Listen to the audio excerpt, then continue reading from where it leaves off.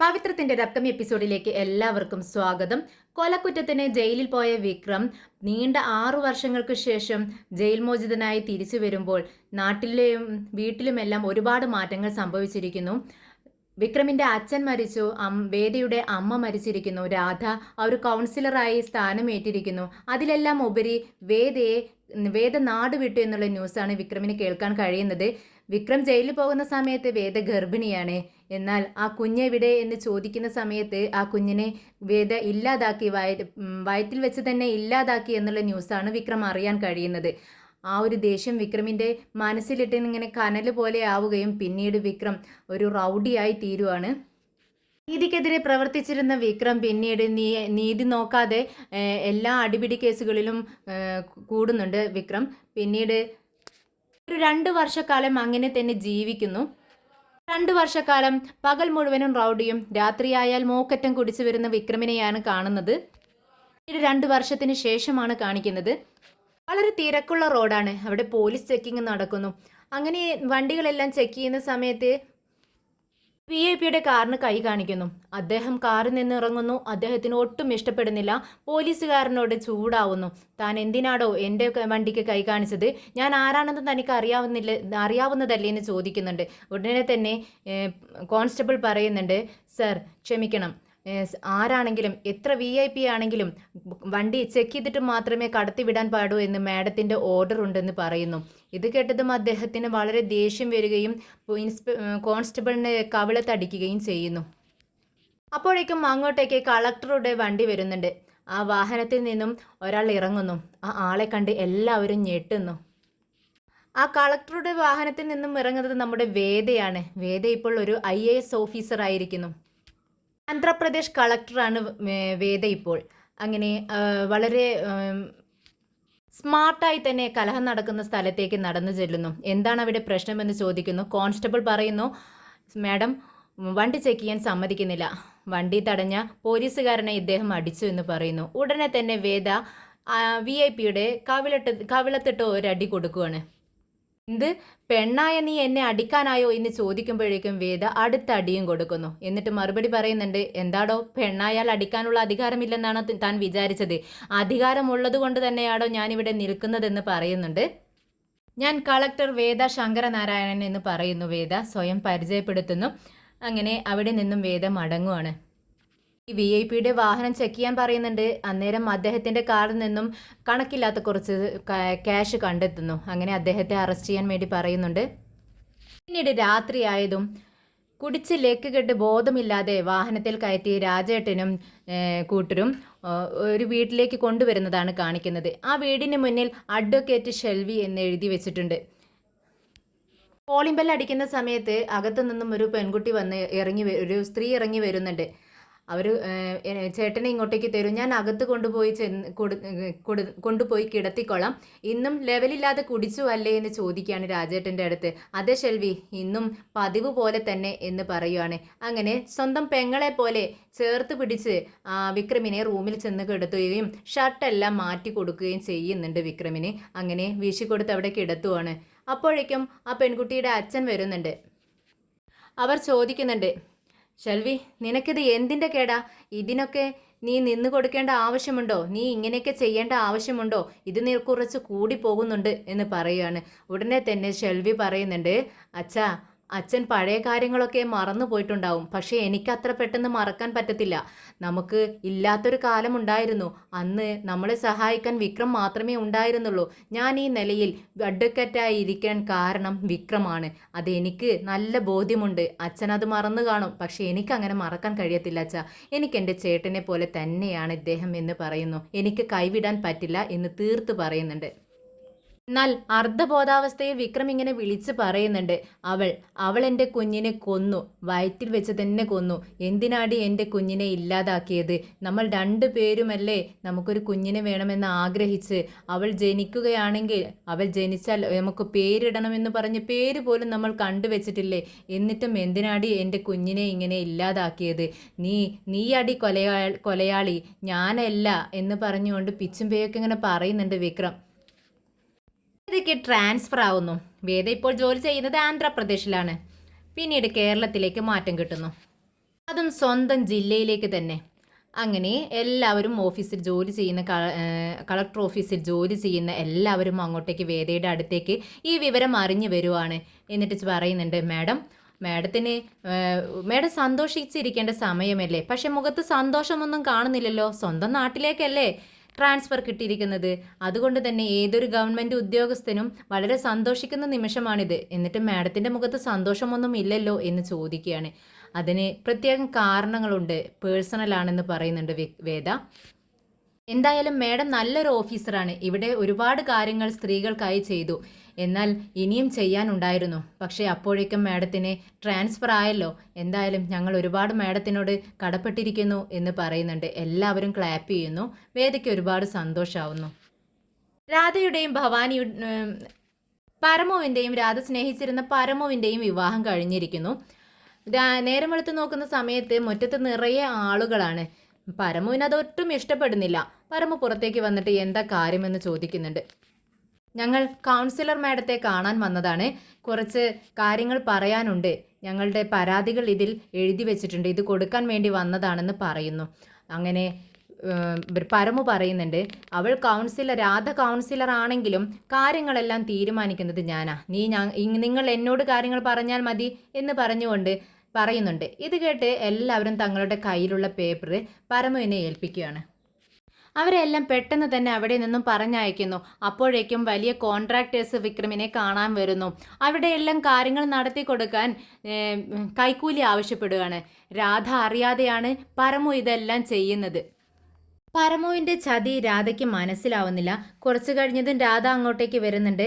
രാധ പരമുവിനോട് പറയുന്നുണ്ട്, എനിക്ക് വിക്രമിൻ്റെ കാര്യം ആലോചിച്ചിട്ടാണ്. അവനെ ഒന്നും ചെയ്യാൻ നമുക്ക് കഴിയുന്നില്ലല്ലോ. ഇവിടം ഇപ്പോൾ ഭരിക്കുന്നത് അവനല്ലേ, ഒരു റൗഡി എന്ന് പറയുവാണ്. ഇത് കേട്ടതും പരമു പറയുന്നുണ്ട്, അവനെ ഇല്ലാതാക്കാൻ നീ ഒന്നും ചെയ്യേണ്ട ആവശ്യമില്ല. അവൻ സ്വയം ഇല്ലാതായിക്കൊണ്ടിരിക്കുകയാണ്. ഈ ലെവലിൽ അവൻ കുടിക്കുകയാണെങ്കിൽ അവൻ സ്വയം അങ്ങ് നശിച്ചുകൊള്ളും, ഇല്ലാതാവും. നീ വിഷമിക്കേണ്ട ആവശ്യമൊന്നുമില്ല എന്ന് പറയുവാണ് പരമു. ഇത്രയും വർഷങ്ങളായിട്ടും ശ്രീക്കും വർഷയും കുഞ്ഞുണ്ടായിട്ടില്ല.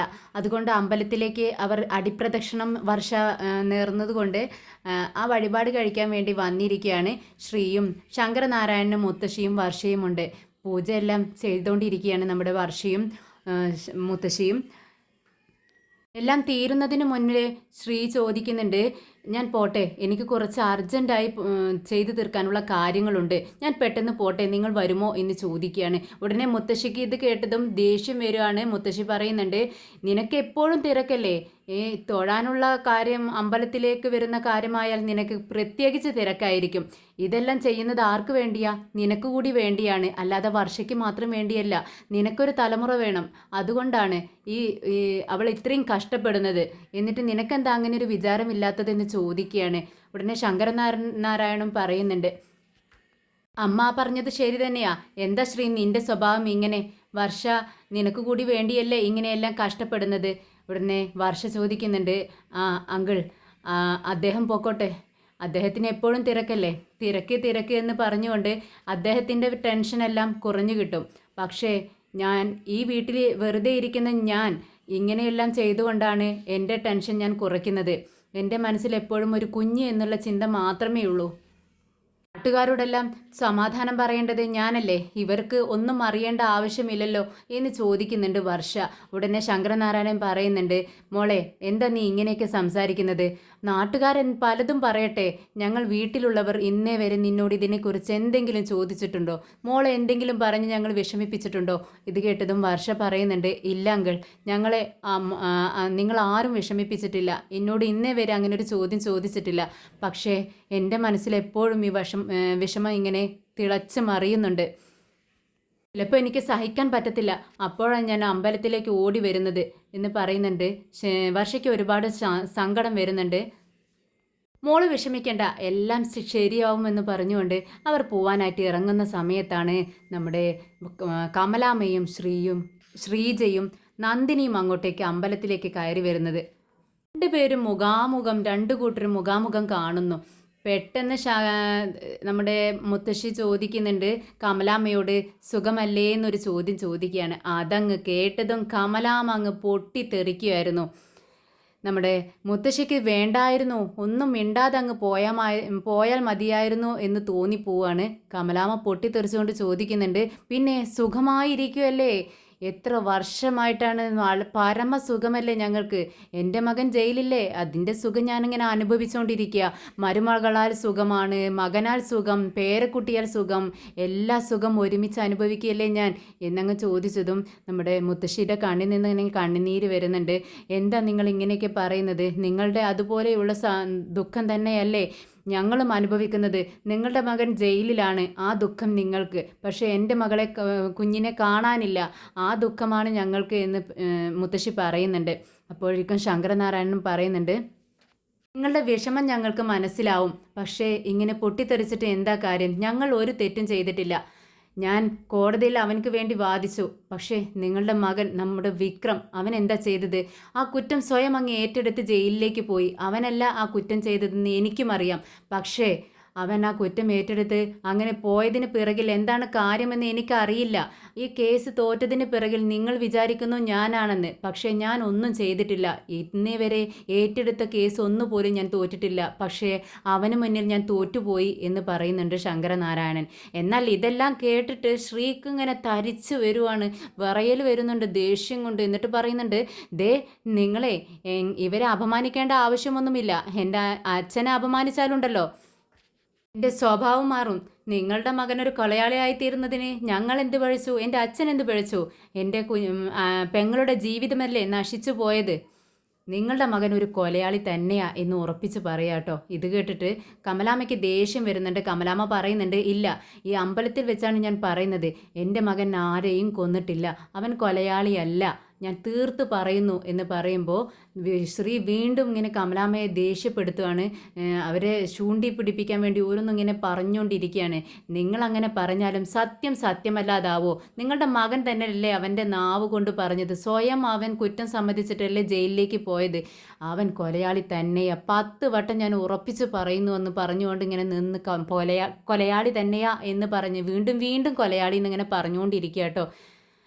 ഉടനെ കമലാമ്മ പറയുന്നുണ്ട്, അങ്ങനെയാണെങ്കിൽ നിങ്ങളുടെ മകളോ? അവളും ഒരു കൊലയാളിയല്ലേ? എൻ്റെ മകൻ ജയിലിലേക്ക് പോയി, അവളെവിടെ? അവളുടെ വയറ്റിൽ വളരുന്ന കുഞ്ഞിനല്ലേ അവൾ കൊന്നു കളഞ്ഞത്. ആ കുഞ്ഞ് എന്ത് പഴച്ചു? എൻ്റെ മകനോട് അവൾക്ക് ദേഷ്യമുണ്ടെങ്കിൽ അവനോട് വേണമായിരുന്നു അവളത് തീർക്കാൻ. അവൾ നാട് വിട്ടു പോയത് എനിക്കറിയാം, ആ ദേഷ്യം കൊണ്ടായിരിക്കും. പക്ഷേ ആ കുഞ്ഞിനെ അവൾ നശിപ്പിച്ചു എന്ന് പറയുന്നു. അതെന്തിനു വേണ്ടി അവൾ ചെയ്തു? ആ കുഞ്ഞ് എന്ത് പഴച്ചു? ഈ ഭൂമിയിലേക്ക് വരുന്നതിന് മുന്നേ അങ്ങനെ അവൾ ചെയ്യണമായിരുന്നോ? അവൾ എന്തൊരു പെണ്ണ എന്ന് ചോദിക്കുക കേട്ടോ. ഉടനെ നമ്മുടെ ശങ്കരനാരായണൻ പറയുന്നുണ്ട്, പല സത്യങ്ങളും നമുക്ക് എപ്പോഴും തുറന്നു പറയാൻ പറ്റുന്ന സാഹചര്യങ്ങളല്ല, നിങ്ങളത് മനസ്സിലാക്കണം എന്ന് പറയുന്നുണ്ട്. അപ്പോൾ കമലാമ്മ പറയുന്നുണ്ട്, ശരിയാ, പല സത്യങ്ങളും മറച്ചു വെക്കേണ്ടി വരും. നിങ്ങളങ്ങനെ പല സത്യങ്ങളും മറച്ചു വെക്കുന്നുണ്ടാവും. പക്ഷേ ഞങ്ങൾക്ക് അങ്ങനെ മറച്ചു വെക്കാനൊന്നുമില്ല എന്ന് പറഞ്ഞ് ദേഷ്യപ്പെടുന്നുണ്ട് കമലാമ്മ. അല്ല, ഇതെല്ലാം കേട്ട് നമ്മുടെ ശ്രീജയുടെ മനസ്സാട്ടോ ഉരുകുന്നത്. ഇതിനെല്ലാം കാരണക്കാരി എന്ന് പറയുന്നത് നമ്മുടെ ശ്രീജയാണല്ലോ. ശ്രീജയുടെ കൈ കൊണ്ടാണ് ഭവാനി കൊല്ലപ്പെടുന്നതും ആ കേസ് ഏറ്റെടുത്താണ് നമ്മുടെ വിക്രം സ്വമേധയാ ജയിലിലാവുന്നതും. ഏറ്റെടുത്തത് കൊണ്ട് മാത്രമാണ്. ആ കുറ്റബോധം ശ്രീജയുടെ മനസ്സിൽ കിടന്നിങ്ങനെ ഉരുകുന്നുണ്ട്. അതുകൊണ്ട് തന്നെ കുറിച്ച് എല്ലാവരും സംസാരിക്കുമ്പോൾ ശ്രീജയുടെ കണ്ണിൽ നിന്നും ഇങ്ങനെ കണ്ണുനീര് വരുന്നുണ്ട് കുറ്റബോധം കൊണ്ട്. നമുക്ക് പോവാം എന്ന് പറഞ്ഞുകൊണ്ട് മുത്തശ്ശി വർഷയും കൂട്ടിക്കൊണ്ട് പുറത്തേക്ക് ഇറങ്ങി പോവാണ്. അമ്പലത്തിന് പുറത്തേക്ക് നടക്കുന്നുണ്ട്. അവർ പോയതും ശ്രീജ കമലാമ്മയോട് ചോദിക്കുന്നുണ്ട്, എന്തിനാ അമ്മേ ആ മുത്തശ്ശിയോട് ഇങ്ങനെ ദേഷ്യപ്പെടുന്നത്? വേദിയും നമ്മുടെ വിക്രമും ഇങ്ങനെ ചെയ്തതിന് പിന്നിൽ അവരില്ലല്ലോ. അവരങ്ങനെ ചെയ്തതിന് മുത്തശ്ശി എന്ത് പിഴച്ചു? എന്തിനാ ഈ അമ്പലത്തിൽ വെച്ച് അവരെ വേദനിപ്പിക്കുന്നത് പോലെ ഇങ്ങനെയൊക്കെ സംസാരിക്കുന്നത്? പാവമല്ലേ അമ്മയെ അവരെന്ന് ചോദിക്കുക കേട്ടോ. ഉടനെ തന്നെ കമലാമ്മ പൊട്ടിത്തെറിക്കുകയാണ് ശ്രീജയോട്. എൻ്റെ വയറെറിയുന്നത് ആരെങ്കിലും കാണുന്നുണ്ടോ? ഞാൻ എൻ്റെ സങ്കടം ആരോട് പറയാനാ? എനിക്ക് മാത്രമല്ലല്ലോ ആ പേരക്കുട്ടി ഉണ്ടായിരുന്നത്, അവർക്കും പേരക്കുട്ടി ആയിരുന്നില്ലേ? അതിനെയല്ലേ ആ വേദ ഇല്ലാതാക്കി കളഞ്ഞത്. അതിനെക്കുറിച്ച് അവർക്ക് വല്ല കുറ്റബോധവുമുണ്ടോ? ഇല്ലല്ലോ. ഇതേ ഞാൻ സംസാരിച്ച് ഇത്രയും ആവുന്ന സമയം വരെയും അവർക്ക് ഒരു കുറ്റബോധവുമില്ല. അതിനെപ്പറ്റി അവരെന്തെങ്കിലും സംസാരിച്ചോ? ഇല്ലല്ലോ. എന്നാൽ അത്രയും കാലമായിട്ട് നമ്മുടെ നന്ദിനിയുടെ സ്വഭാവം ഒട്ടും തന്നെ മാറിയിട്ടില്ല. പഴയ സ്വഭാവം തന്നെയാ. ഇതെല്ലാം കേട്ട് നന്ദിനി കമലാമ്മയോട് പറയുന്നുണ്ട്. ആ അമ്മേ, ആ അമ്മയ്ക്ക് മനസ്സിലായല്ലോ അവളുടെ സ്വഭാവം. എത്ര കാലം അമ്മയെ സോപ്പിട്ട് അവള് അമ്മയുടെ പിറകെ നടന്നു. ഇനി നോക്കിക്കോ, അവളുണ്ടല്ലോ ഒരു ദിവസം ഇങ്ങോട്ട് കയറി വരും. എങ്ങനെയെന്നറിയാവോ? വേറെ ഏതെങ്കിലും ഒരുത്തനെ വിവാഹം കഴിച്ച് മാലയും കഴുത്തിലിട്ടോണ്ട് കയറി വരും. അപ്പോൾ അമ്മ തിരിഞ്ഞു നോക്കരുത് കേട്ടോ എന്ന് പറയുന്നുണ്ട്. കേട്ട് ശ്രീജ പറയുന്നുണ്ട്, നന്ദിനി നീ എന്തിനാ ഇങ്ങനെ എരിതീയിൽ എണ്ണ ഒഴിച്ചുകൊണ്ടിരിക്കുന്നത്? നീ ഒന്നും മിണ്ടാതിരിക്കേ. എരിതീയിൽ എണ്ണ ഒഴിക്കുന്നത് ഞാനാണോ ചേച്ചി? എത്ര കാലം അമ്മ അമ്മയെന്നും വിളിച്ചോണ്ട് അവൾ അമ്മയുടെ പിറകെ നടന്നു. എന്നിട്ട് എന്നിട്ട് ഒരു ദിവസം എല്ലാം ഇട്ടെറിഞ്ഞ് അവൾ അങ്ങ് പോയി. ഇതിന് സ്നേഹമെന്നാണോ പറയുന്നത്? സ്നേഹമുള്ളവരിങ്ങനെയൊക്കെ ചെയ്യോ? ഇത്രയും സ്നേഹമുള്ളവർ ഇങ്ങനെ ഇട്ടെറിഞ്ഞിട്ട് പോവോ എന്ന് ചോദിക്കുകയാണ് നന്ദിനി. ഇത് കേട്ടിട്ട് ശ്രീജ കരയുന്നുണ്ട്. കരഞ്ഞുകൊണ്ട് പറയുന്നുണ്ട്, ഇതെല്ലാം കാണാനുള്ള യോഗം എനിക്കുണ്ട്. ഇതിന് എല്ലാം എൻ്റെ തലയിലെഴുത്ത്.